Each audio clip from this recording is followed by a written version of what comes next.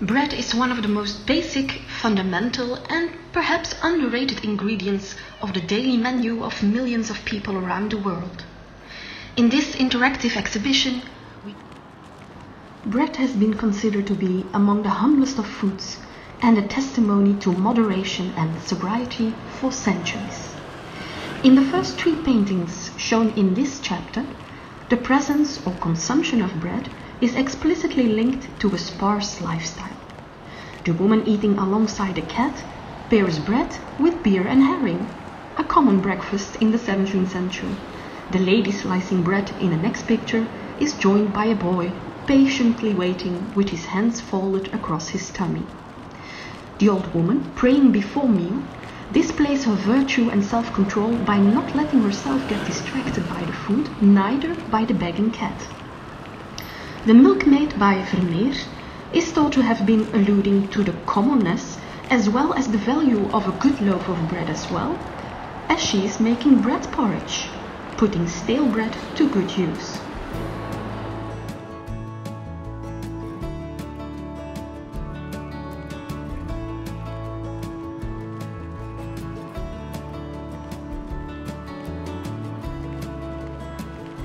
In the 1870s, flour became ever more white with the introduction of industrial milling techniques.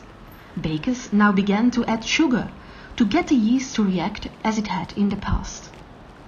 A more positive development was the regulation of hazardous materials such as chalk, sawdust, plaster and clay in bread by government initiatives like the 1860 and 1899 Food Adulteration Acts. At the start of the 20th century, bread baking was industrialized.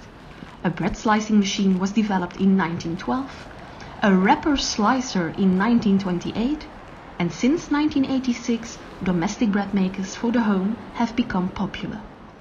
Yet today, people tend to prefer to go back to the roots and enjoy bread made from honest ingredients, manually crafted, following traditional methods and recipes.